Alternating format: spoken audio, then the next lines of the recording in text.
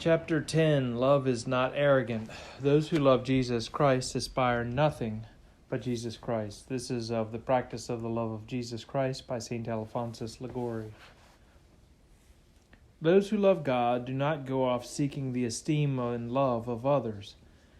Their only desire is to be cherished by God, who is the only object of their love. St. Hilary writes that all honor received from the world is the business of the devil.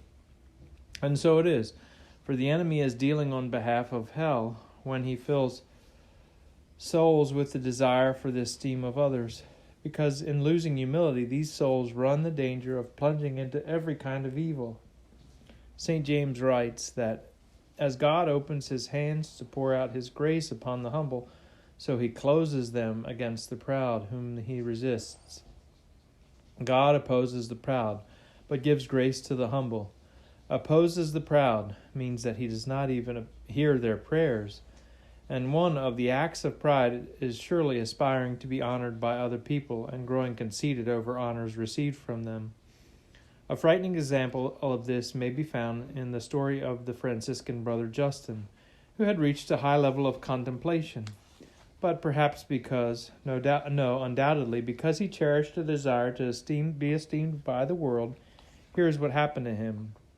One day, Pope Eugenius IV sent for him, and having a high opinion of his sanctity, the Pope showed him every honor, embraced him, and made him sit by his side. These favors went to Brother Justin's head. This prompted St. John Capistrano to say to him, "O Brother Justin, you left an angel, but you returned a devil." And in fact, with every passing day, Brother Justin became more puffed up with pride. He demanded treatment befitting someone as important as himself. In the end, he murdered one of the brothers with a knife. Later, he abandoned religious life and fled to the kingdom of Naples, where he committed other atrocities and died in prison, an apostate to the end.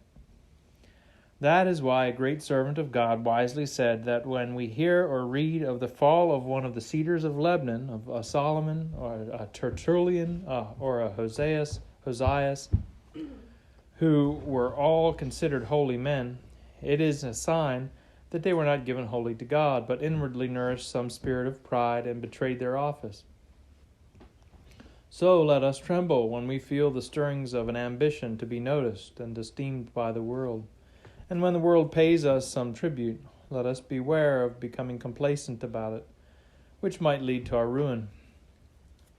Let us especially be on our guard against the ambition to surpass others in honor. St. Teresa said, "Where the quest for honor prevails, the spirit will never be."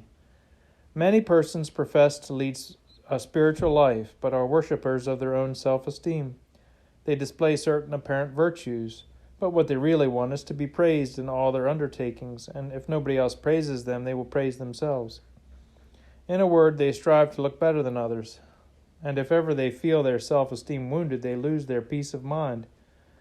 They stop going to communion, they abandon all their devotions, and find no rest until they imagine they have recovered their former standing.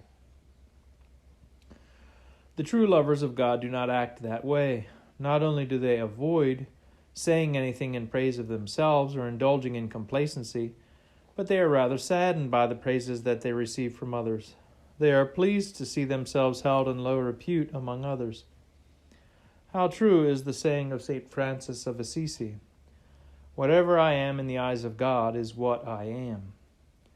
What good is it to be considered great by the world if we are vile and contemptible before God? And on the contrary, what does it matter if we are despised by the world as long as we are dear and acceptable to God? St. Augustine writes that just as praise does not free us from the scourge of a bad conscience, neither does blame take away the merit of our good actions. What does it matter, says St. Teresa, if we be condemned and reviled by creatures, if in your sight we are great and blameless? The saints had no other desire than to live unknown to and despised by everyone.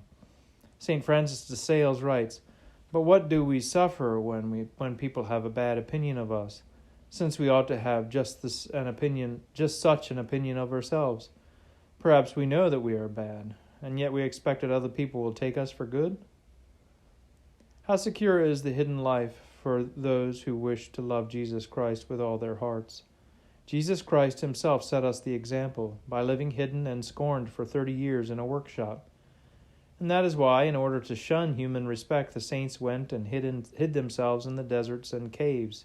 St. Vincent de Paul used to say that the pleasure of getting attention and the love of hearing people speak flatteringly of us and praise our conduct when they say that they are succeeding and doing wonders is an evil that, while it makes us forget God, contaminates our most holy actions and proves to be the vice most damaging to our spiritual life.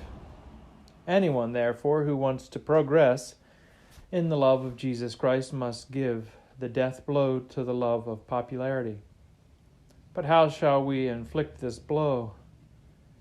Here is how St. Mary Magdalene de Pazzi instructs us.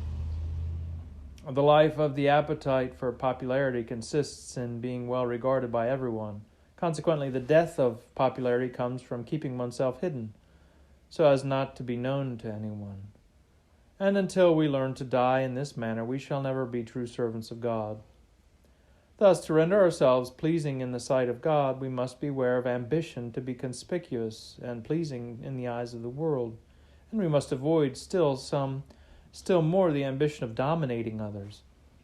St. Teresa said that sooner than have this accursed ambition make its way into the convent, she would rather see the whole place go up in smoke with all the nuns in it. Hence, she wished that if ever one of her sisters were found trying to become superior, she should be expelled from the community, or at least locked up in her cell. St. Mary Magdalene de Pazzi said, "The honor of a spiritual person consists in being made the lowest of the low, and in having a horror of being preferred over others. The ambition of a soul that loves God should be to exceed all others in humility. As St. Paul says, in humility regard others as better than yourselves. In a word, those who love God must aspire to nothing but God." Prayers of love and affection. My Jesus, grant me the ambition of pleasing you, and make me forget all creatures, including myself. What good will it be? Bless you. What good will it do me to be loved by the whole world, if I am not loved by you, the only love of my soul? My Jesus, you came into the world to win our hearts. If I cannot give you my heart, take it yourself, fill it up with your love, and never allow me to be separated from you again. In the past I have turned my back upon you, but now, seeing the wrong I have done, I regret it with all my heart, and there is no pain that afflicts me more than the memory of the many offenses that I have committed. But I am consoled by knowing that you are infinite goodness, that you do not disdain to love a sinner who loves you.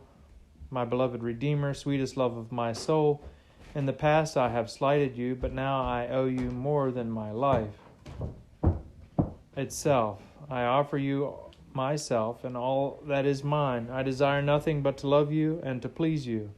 This is my ambition. Accept it and increase it, and destroy in me every desire for worldly goods.